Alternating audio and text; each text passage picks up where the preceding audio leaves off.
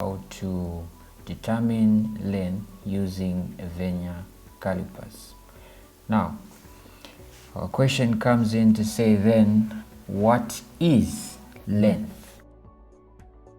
To define length is simply a measure of distance between 2 points. A measure of distance between 2 points. So we are going to write that definition there.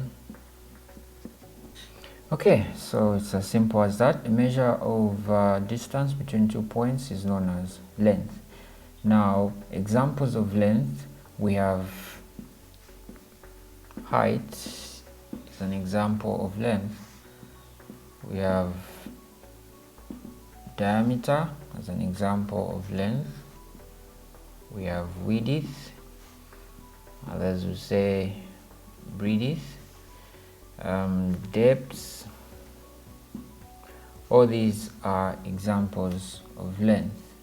So you need to know that when we're talking about diameter, or we're talking about height, we're talking about width, breadth, or depth, all are examples of length. So now, after looking at the different types of length, we are now going to move a step further to look at the different units in which we can measure length.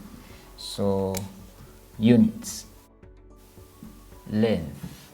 We have at least 3 that you must know for the sake of the exam, so as to understand how conversions are done. So we have different units, and we have the first one which we'll look at is millimeters.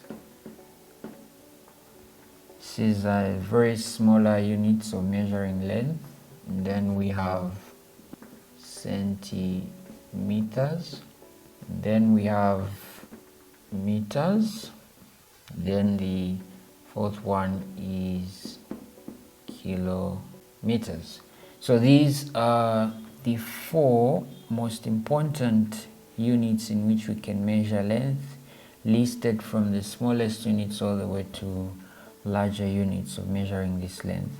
So now you need to understand also that for the sake of the exam, as you do calculations, you need to state all your calculations involving length in SI units, which is meters.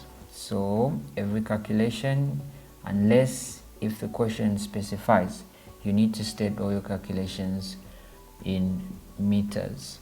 Therefore, you need to understand the relationship amongst these units of length. So because you need to understand the relationship, we're now going to look at how they are related to one another. So the first one is the relationship between smaller units of millimeters and centimeters. So in 1 centimeter, you have 10 millimeters. So in 1 centimeter, we have 10 millimeters. And the difference between centimeters and meters, in one meter, you actually have 100 centimeters. In 1 meter, there are 100 centimeters. And then finally, between meters and kilometers, you have in 1 kilometer, you have a total of 1000 meters. So these are the relationships. So for the sake of the exam, you need to know the 4 units in which we can measure length, and suffice to say the SI unit, the standard units which we use in our calculation, is meters, as we're going to see in our later lessons, how we can convert from one unit to another unit. And then we have also talked about the relationship that you must know in converting from one unit to the other. You need to know the relationship between centimeters and millimeters, meters and centimeters, and kilometers with meters. So from there, we need to understand how that works. After looking at the relationship between different units of length, we're now going to go a step further in looking at the instruments that we can use in order for us to measure length.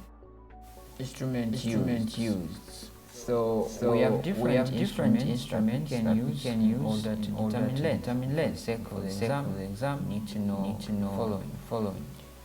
First one is a meter rule. Meter rule is an example which we can use to determine length. An example of an instrument we can use to determine length. Then we have a Vania Calipers. Then we have a tape measure. Then we have a micrometer, screw gauge. So we have 4 important instruments. Going through them again, the meter rule, we have a Vania Calipers, we have a tape measure, and then finally we have a micrometer, screw gauge. So these are the 4 important instruments we can use to determine length.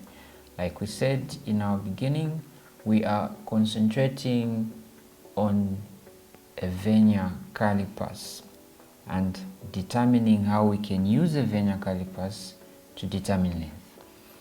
Now, in the notes below, you have a diagram of a Vania Calipers. Vania Calipers has 2 sets of jaws, and we call these sets of jaws the inner jaws and the outer jaws. If you want, you can just refer to them like jaws. So outside jaws and inside jaws. So there are those jaws which are labeled CD in the diagram, and those ones are actually outer jaws or outside jaws. And these instruments, or rather these jaws, are usually used to measure diameter of circular objects. But now, what type of diameter? We are measuring the internal diameter of a circular object. So as you can understand, the diameter is the distance between 2 points. Now the 2 points are between one end of the circle through the middle to the other end of the circle. So this length is known as a diameter. So in order to determine the internal diameter of a circular object, we use the outside jaws that measure inner dimensions as stated in the diagram below. And the outside jaws that you are able to see in the diagram are actually jaws that are used to measure length again, but here we are measuring the external diameter of circular objects.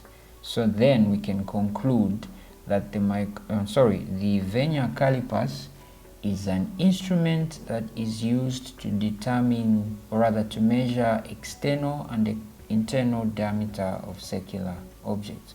So a Vania Calipers is an instrument used to determine internal and external diameter circular objects. So we go through that again. It is an instrument that is used to determine the internal and the external diameters of objects that are circular. So that's what we use a Vernier caliper for. In the following, we are going to state examples on how we can determine length using a Vernier calipers. But before that, we can also mention something about the instrument. Apart from the 2 sets of jaws it also has 2 sets of scales. So the first scale is known as the main scale of a Vernier calipers. The main scale of a Vernier calipers is a scale that is graduated in centimeters. As you can see in the diagram, the graduations are from 0 centimeters all the way to 15 centimeters. So that makes up the main scale of a Vernier calipers. The other scale is actually a scale that has 10 divisions, and it measures length in millimeters. So those are the two sets of scales that we have on the instrument. So all these instruments, or rather all these scales on the instrument, are actually horizontal. So given a question in the exam, how do you identify that the instrument is a vernier caliper? You actually look at the way the scales are set up. All of them are horizontal scales, as you can see in the diagram given the notes. So now we are now going to move a step further in mentioning, or rather give examples of how we can determine length using a vernier calipers. Alright, so now we are determining length using a vernier calipers, and like we said, you need to identify the two sets of scales that makes up the vernier calipers. The first one is a scale that is graduated in centimeters, and as we can see in our example, the scale on top is graduated in centimeters, where we are only showing the 10th value and the 11th value, meaning that this is 10 centimeters, and for us to get to 11 centimeters we have 10 divisions in between. Like we discussed, there are 10 millimeters in centimeters. So now the upper part of the scale shows the main scale that is graduated in centimeters, and then the down scale shows the vernier scale of this vernier calipers. So we can conclude that the scale down is a vernier scale. Why? Because it has 10 lines, 10 divisions, where we can count together from here up to here. And then the scale upwards is known as the main scale. So how do we know that it's the main scale? It is graduated in centimeters, where the first value given to the second value given, there are 10 divisions in between. That makes 1 centimeter. So from 10 to 11 we have a centimeter there. So now, after identifying the two sets of scales that makes up the vernier calipers, now we have to determine the length using this example that we are given. So in order to determine the length using this example that is given here, first you need to find the main scale reading. So we are going to write here our main scale reading. So this is the reading showing on the main scale. So how do we determine the main scale reading? You identify the 0 mark of a vernier scale. Since the vernier scale is here, our 0 mark is actually the first line that is showing there. After identifying our 0 mark of a vernier scale, you now look at the mark on the main scale that comes before that value, which is the 0 mark. So if I go on my main scale, the mark that is showing before this immediate mark before showing on the left side of the 0 mark on the main scale, it's actually this value there. So now we need to determine what that value is. So according to the main scale, this is 10.0, this becomes 10.1, this is 10.2. If we go on, it says to 10.3, 10.4, 10.5 until we get to 11. So in this case we have 10.1, 10.2. Therefore our main scale reading is 10.2 centimeters. So that's how we determine the main scale reading. I go through it again for the sake of understanding. You look at the division that comes immediately before the 0 mark of a vernier scale, and that's how you determine the main scale reading. After that, you now go on to determine the vernier scale reading. So our vernier scale reading. So how do we determine a reading on the Vernier scale? In this case, you will have to look at the two sets, the way they are aligned in terms of the divisions. There will be a division that is going to coincide with the division on the main scale. So if you look at our division here, it's only this division on the Vernier scale that coincides with this other division on the main scale. So our interest on the Vernier scale is that division there that coincides with the main scale division. So now, in order to determine that value, we are going to count. Since this is our 0, 1, 2, 3, 4. So that is the fourth division that coincides with the division on the main scale. So now, according to the steps in reading this instrument, you write this value to 2 decimal places. Therefore, what do we mean by that? It means that the main scale actually moved 0.04 centimeters to the right, and that's what it means. So in conclusion, you just write that value to 2 decimal places and you have the Vernier scale reading. Now that we have our main scale and our Vernier scale, now we can determine the length using this example that we are given here. So now, in determining the actual length using this instrument here, we add the two values, the main scale reading and the Vernier scale reading.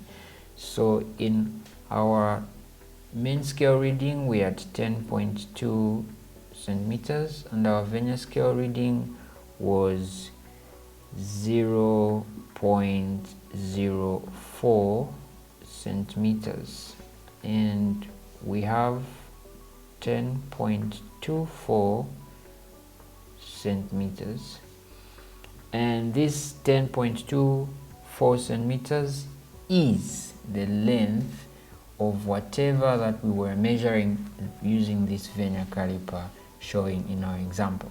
So that's how you determine length using a Vania caliper. In this example, that's how we have determined whatever that we were measuring using this instrument. Therefore, we can say the diameter, whether it was internal or external diameter, but the diameter of whatever we were measuring using this instrument was actually 10.24 centimeters. And that's how we're going to end on how to determine length using this example here. And now we're going to move on to the last example that is quite a special example, and see how we can determine length.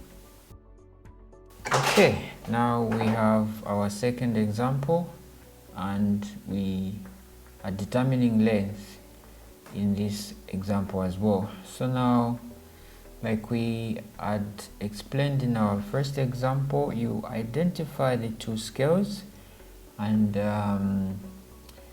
if we look at our example, the main scale is actually on top, which is this one here as our main scale.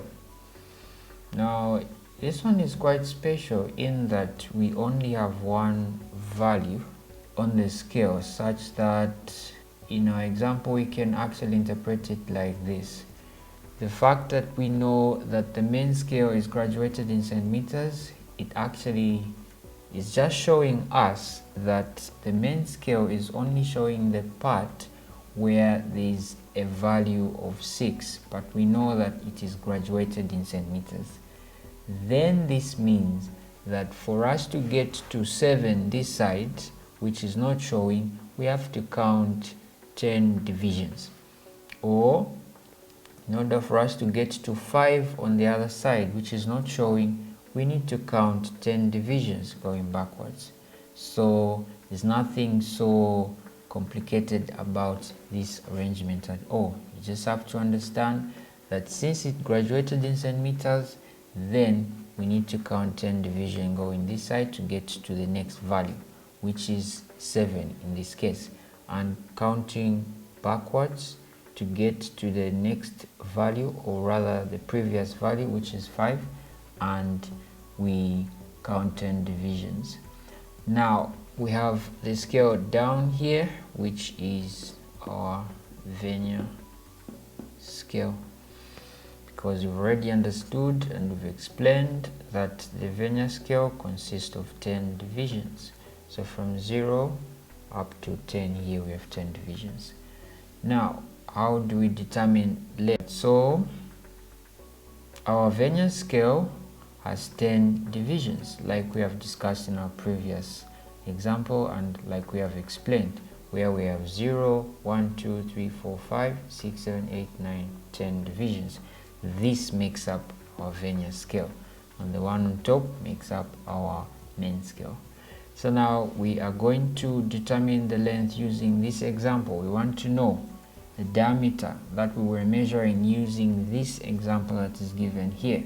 So we will start by recording our main scale reading. Like we said, our main scale reading is determined when you first identify the 0 mark of a Vernier scale. So our Vernier scale is down, our 0 mark is the first line that is on the Vernier scale. That's our 0 mark. And then we go on top of the main scale and check the division that comes immediately before or to the left of this 0 mark, and you will agree with me that it is this division here. So we need to know what this division is.